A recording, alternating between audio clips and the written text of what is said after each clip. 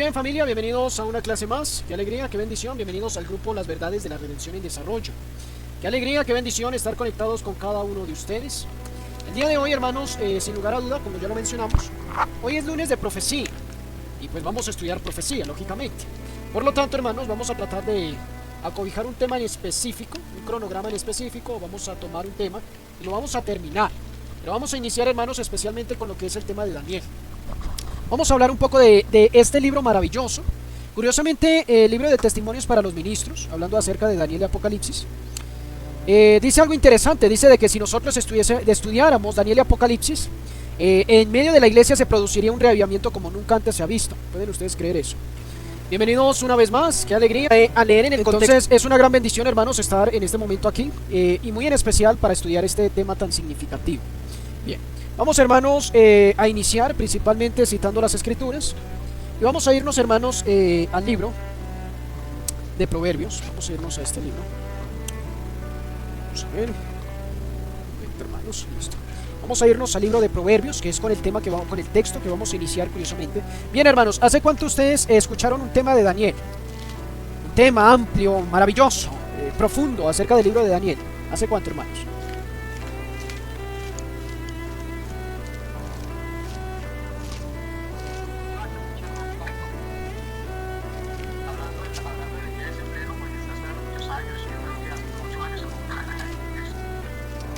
Qué locura, hermanos.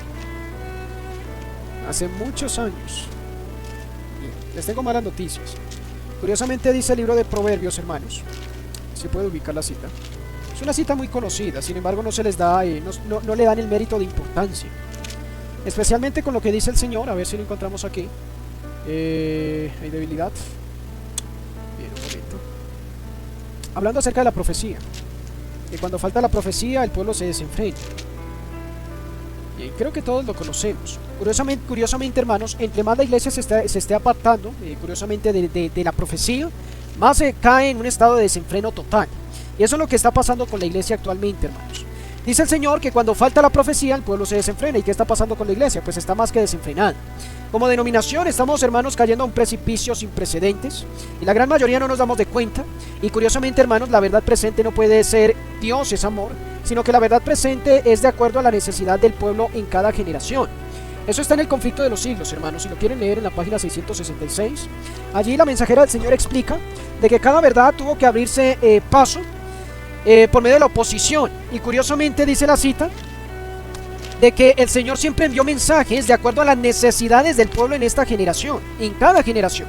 Y en esta generación no necesitamos Cristo es amor, no necesitamos, hermanos, en todo su contorno, temas en base, claro que la justificación por la fe está en todo lado, pero no necesitamos, hermanos, como iglesia especialmente o directamente, temas en base a salvación por gracia, al amor inmensurable de Dios. No necesitamos, hermanos, temas especialmente concerniente, hablemoslo de forma superficial, a la separación o al juicio. ¿Cómo así, hermano Anderson? Eso suena raro. Bien, vamos a irnos un momentico allí. Hay un libro en el libro de Hebreos, hay un capítulo allí muy interesante la verdad. En el libro de Hebreos hay una cita hablando y es una amonestación contra la apostasía. Y les voy a explicar qué es apostasía. Dice el capítulo 5 de Hebreos. Sí, hermano Carlos. Ah, hermana Maya, bien puede, hermanita. Sí.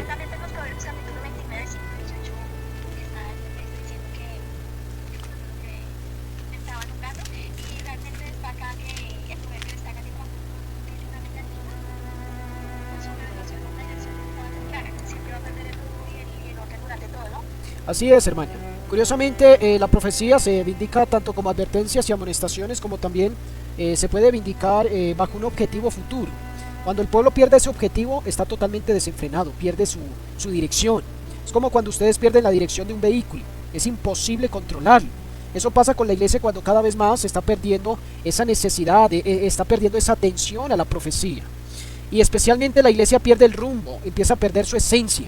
Y cuando menos nos damos de cuenta hemos perdido la dirección, y esto ya es algo que ya no se puede frenar, ya es algo que no se puede detener. Ya vamos a una velocidad, hermanos, donde ya es imposible frenar. Allí es donde nos encontramos ustedes y yo, hermanos, dentro de ese vehículo, dentro de la denominación. El detalle está es que solamente unos pocos que van a seguir realmente la profecía, van a empaparse en especial de esos temas y van a encontrar una vez más la esencia del adventismo, van a ser las únicas que van a ser resguardadas en el accidente que está por venir. Curiosamente, hermanos, en el libro de Hebreos, gracias hermana Maya por la cita, la estaba buscando y no la encontré, pero gracias hermana por ese apoyo. Bien, vamos a irnos a Hebreos capítulo 5. Vamos a leer el versículo 11. Mi versión inicia con un título bien interesante: Advertencia contra la apostasía. Y nos viene hablando, hermanos, nos viene advirtiendo de que muchos de nosotros nos encanta la lechita y no queremos alimento sólido. Dice aquí acerca de esto, tenemos mucho que decir, pero es difícil de explicar. Y yo creo que lo comprendo, porque yo no sé cómo explicarlo, para que las personas lo entiendan. Debiendo ser ya maestros, dice aquí, por cuanto os habéis hecho tardos para oír. O sea que el apóstol Pablo aquí no dice es difícil explicarles a ustedes porque la situación es difícil, no, es porque nos hemos vuelto tardos para oír. Por eso nos es difícil entender la profecía, por eso nos es difícil escuchar y acatar a los profetas, porque nos hemos vuelto tardos para oír. Debiendo ya ser maestros después de tanto tiempo, tenéis necesidad que se os vuelva a enseñar cuáles son los primeros rudimentos de la palabra de Dios. Curiosamente, hermanos, yo tengo un tema que se llama así, eso lo hemos estado estudiando en los días de doctrina, miércoles de doctrina, si no me equivoco. No, ese es miércoles de historia, jueves de doctrina. Hemos estado estudiando acerca de ese tema, primeros rudimentos de la palabra de Dios.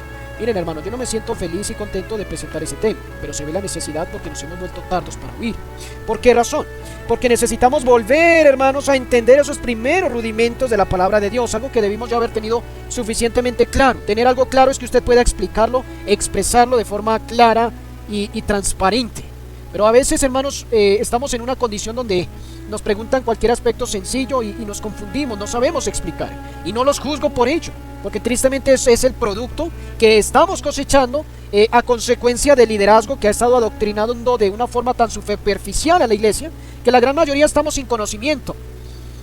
Entonces dice allí, hermanos, y habéis llegado a ser tales que tenéis necesidad de leche y no de alimento solo. Todo aquel que participa de la leche es inexperto de la palabra de justicia porque es niño. El alimento sólido es para los que han alcanzado madurez, para los que por el uso de sus sentidos tienen ejercitados en el discernimiento del bien y del mal. Ahora dice el versículo 6, para que queramos saber cuáles son los primeros rudimentos de la palabra de Dios. Por lo tanto, capítulo 6, versículo 1, por lo tanto, dejando ya los rudimentos de la doctrina de Cristo, imagínense. ¿Cómo así, hermano? Luego Cristo no es el principal pilar. Sí, hermanos, fue una verdad presente. Pero dice aquí el apóstol Pablo, dejando ya los rudimentos de la doctrina de Cristo.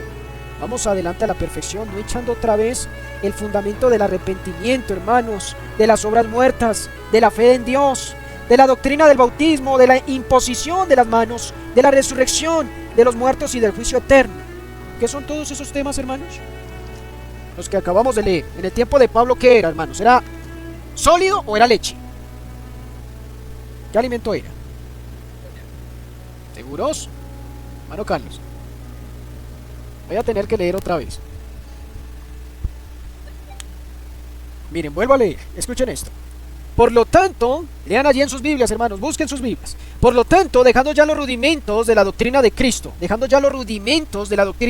Cristo fue verdad presente, amén, gloria a Dios, pero la verdad presente avanza.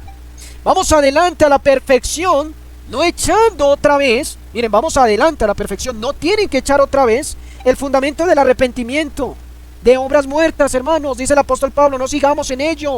Eso ya es algo que debió haber estado claro, pero muchos todavía necesitamos entender el arrepentimiento.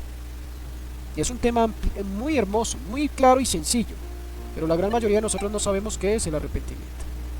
Y esto da tristeza de ser. Seguimos confundiendo remordimiento con arrepentimiento.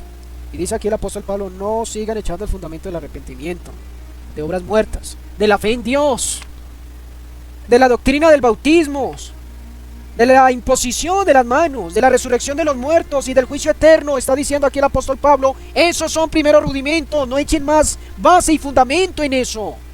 ¿Por qué? Porque eso es leche, eso dice el apóstol Pablo en su tiempo.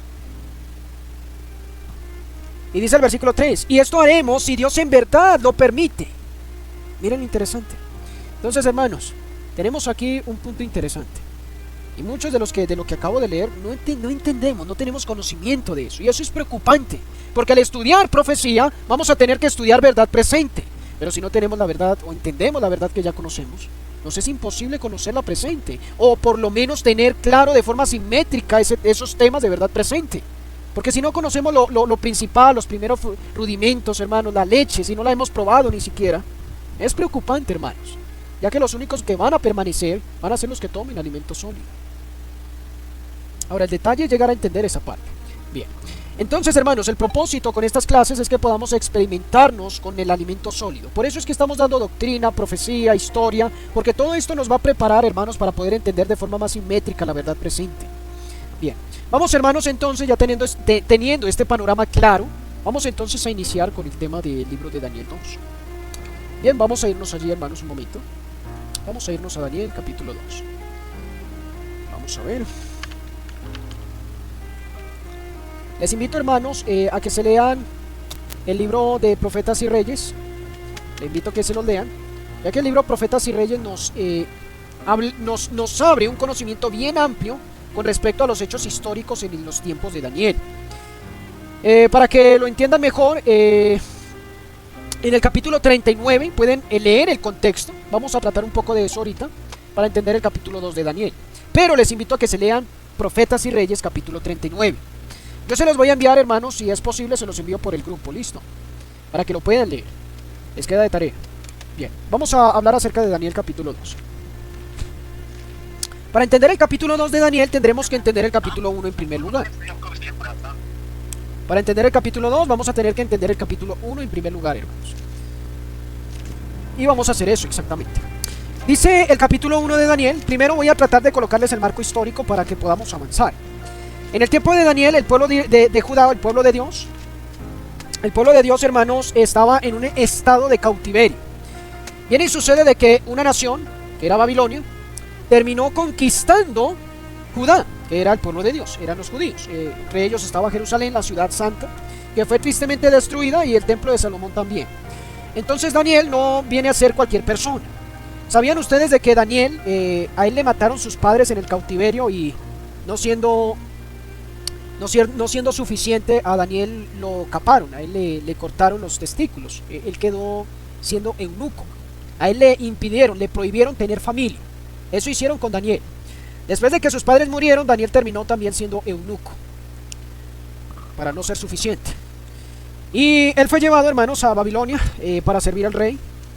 ¿Por qué hacían de que las personas, o por qué volvían a las personas eunucas? ¿Alguien sabe?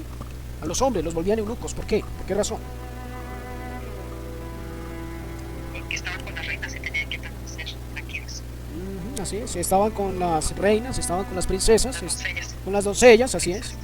Entonces tenían que ser personas, hombres, que las protegieran, por lo tanto, para impedir cualquier tipo de contacto carnal o cualquier insinuación, entonces les cortaban los testículos. Viene y sucede, hermanos, que en el capítulo de Daniel capítulo 1, no crean, Daniel, su pasado fue muy oscuro, hermanos, un pasado bastante fuerte, un poco traumático. No crean que eso es cualquier cosita que uno lo lleve en cautivo, le quiten la familia y al mismo tiempo le impidan tener una familia. No crean, hermanos, eso es cosa terrible. Ahora viene y sucede, hermanos, que en el capítulo 1 de Daniel empieza a hablar especialmente de la siguiente manera. Versículo 1. En el tercer año del reinado de Joacim, rey de Judá, vino Nabucodonosor, rey de Babilonia, a Jerusalén y la sitió. Miren esto, ¿qué es sitiar algo? Pues es conquistar. Cuando Nabucodonosor sitió Jerusalén, la conquistó, y el Señor entregó en sus manos a Joacim, rey de Judá, y parte de los utensilios de la casa de Dios. Los trajo a la tierra de Sinar, a la casa de su Dios, y colocó los utensilios de la casa del tesoro de su Dios, y dijo al rey Aspenas, jefe de sus eunucos, que trajera de los hijos de Israel, del linaje real, de los príncipes, muchachos en quienes no hubieran tacha alguna, de buen parecer, instruidos en toda sabiduría, sabios en ciencia, de buen entendimiento e idóneos para estar en el palacio del rey, y que les enseñara las letras y las lenguas de los caldeos. Entonces vemos aquí, hermanos, de que el Señor, esto es interesante, como inicia el libro de Daniel. El pueblo de Dios era Jerusalén, y el libro de Daniel viene hablando de que Dios entrega a Jerusalén, o sea, el pueblo de Dios, a sus enemigos, especialmente al rey. Esto es interesante, hermanos. Y esto es duro decirlo, pero sí, hermanos, cuando nosotros somos rebeldes delante del Señor, nosotros nos convertimos, dice el libro de Isaías, Dios pelea contra nosotros, hermanos. Eso suena duro, pero sí, Dios pelea contra nosotros. Y eso fue lo que sucedió. Dios mismo se encargó para facilitar las cosas, para que Babilonia terminara conquistando Jerusalén. Esto es duro decirlo, pero es así. Sigue diciendo, hermanos. Entonces se tomaron muchachos. Curiosamente, Babilonia no quería destruir a todas las personas, sino que quería adquirir especialmente aquellas personas que eran grandes en conocimiento. Por lo tanto, uno de ellos fue Daniel. Noten esto, versículo 5. Y les señaló el rey una porción diaria de la comida del rey y del vino que él bebía, y que los educara durante 3 años, para que al fin de ellos se presentaran delante del rey. Entonces vemos de que allí, hermanos, se adopta el sistema de tomar personas para servir al rey, muchachos. Curiosamente, hermanos, esto es interesante porque a ellos se les enseñaba la ideología caldea, se les enseñaba su lengua, con el propósito de que los países o los reinos que fueron conquistados y los que eran llevados cautivos perdieran su lengua natal. Ese era el propósito, con cambiarle sus lenguas. Al mismo tiempo, pues, que tenían que servir también al reino de Babilonia, pero el propósito era cambiarle su lengua, su dialecto, de tal manera de que ellos también empezaran a perder de alguna u otra manera su identidad. Entonces, hermanos, eso fue lo que sucedió. Curiosamente, eso hace Satanás también con la iglesia adventista. Con nosotros se nos ha cambiado nuestra identidad. Por eso vemos adventistas haciendo lo que las personas hacen en el mundo. Nosotros como adventistas lo hacemos. Pero bien, eso es otro tema. Dice el versículo 6. Entre ellos estaba Ananías, Misael, Azarías, de los hijos de Judá. A estos, el jefe de los eunucos puso nombres a Daniel, Beltasar, Ananías, Sadrach, Misael, Mesac y Azarías, Abednego. Bien, ¿por qué les cambiaron los nombres, hermanos? ¿Cuál era el propósito? Exacto, el propósito era quitarle su identidad. Eso es lo que hace Satanás con la iglesia adventista, también con nosotros. Él quiere quitarnos nuestra identidad, entonces lo que hace es tratar de cambiar los fundamentos, lo que realmente nos identifica, nuestra particularidad. Él cambia esa particularidad para que nosotros perdamos la identidad. Eso hizo con estos hombres. Daniel propuso en su corazón, a pesar de que se les cambió el nombre, pero ellos propusieron, o Daniel propuso en su corazón, no contaminarse con la porción de la comida del rey, ni con el vino que él bebía. Pidió por lo tanto al jefe de los eunucos que no se le obligara a contaminarse. Hermano Anderson, ¿por qué es importante saber todo eso? Porque vamos a mirar que, producto a esta decisión que hizo Daniel y sus amigos, ellos fueron dotados con la sabiduría más impresionante, una de las elocuencias más impactantes de esa generación. Fueron dotados, producto a que ellos tomaron una decisión. Noten esto. Puso Dios a Daniel en gracia, miren lo interesante, puso Dios a Daniel en gracia y en buena voluntad con el jefe de los eunucos. Y el jefe de los eunucos dijo a Daniel: temo, mi señor, al rey que asignó vuestra comida y vuestra bebida. Pues luego que él vea vuestros rostros más pálidos de los muchachos, que son semejantes a vosotros, haréis que el rey me condene a muerte. Entonces noten esto. Yo personalmente, hermanos, es una tarea compleja. El jefe de los eunucos tenía que mantener a los eunucos muy bien alimentados. Curiosamente, para los reyes o los reinos de ese tiempo, los eunucos tenían que ser los mejores presentados. Ellos tenían que ser fornidos. ¿Sabían ustedes? Ellos tenían que ser fornidos, personas anchas, porque eso demostraba grandeza. Si ustedes miran en los reinos antiguos, eso hacían con los eunucos. Como los eunucos no tenían energía vital y no la desperdiciaban en actos carnales, utilizaban toda su energía para volverlos robustos, volverlos fuertes, fornidos. Y eso hacía de que el reino apareciese un poco más sublime. Pero en el versículo 11 dice: entonces dijo Daniel a Melzar, a quien era el jefe de los eunucos, que había puesto sobre Daniel, Ananías, Misael y Azarías: te ruego que haga la prueba con tus siervos durante 10 días, que nos den legumbres para comer y agua para beber. Bien, ¿qué son legumbres, hermanos? ¿Alguien sabe qué son legumbres? ¿Quién sabe qué son legumbres? No. ¿Alguien sabe qué son legumbres?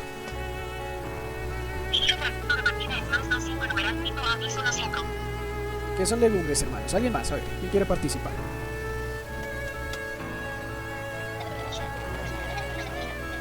No, tampoco son frutas y verduras. Tampoco. Tampoco son las no, las nueces no son legumbres. Ellos son oleaginosas.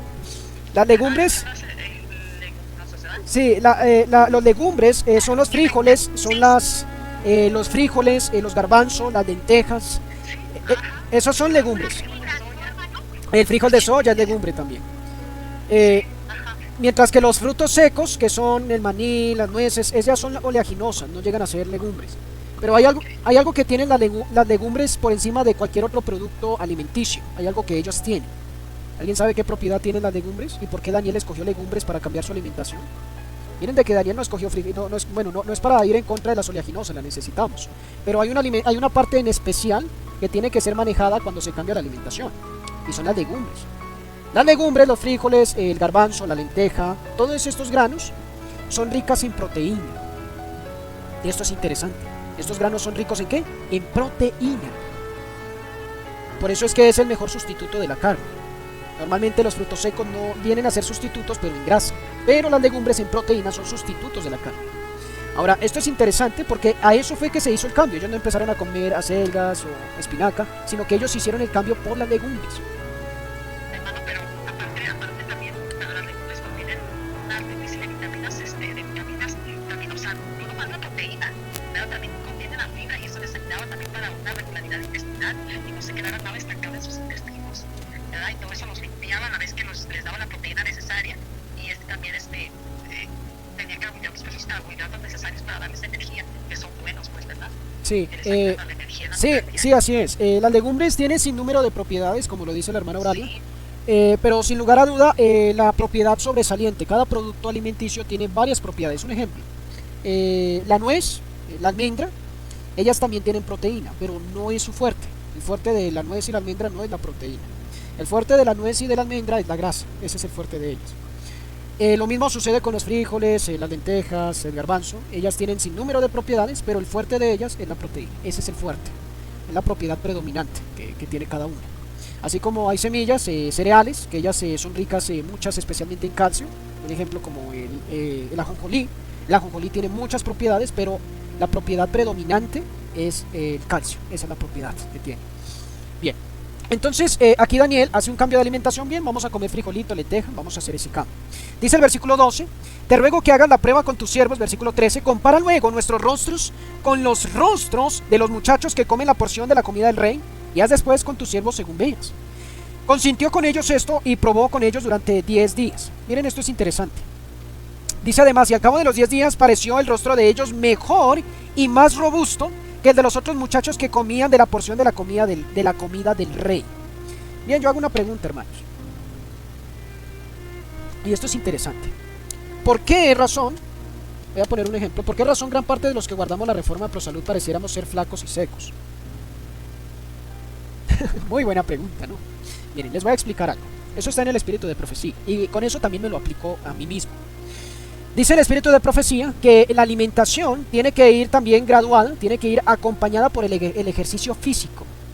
Noten de que curiosamente los eunucos, vuelvo a reiterar, ellos tenían a nivel físico una actividad constante, ellos eran muy activos físicamente. Por lo tanto, al ellos combinar la alimentación de legumbres con el ejercicio, eso los volvió más robustos y con mucha mejor apariencia.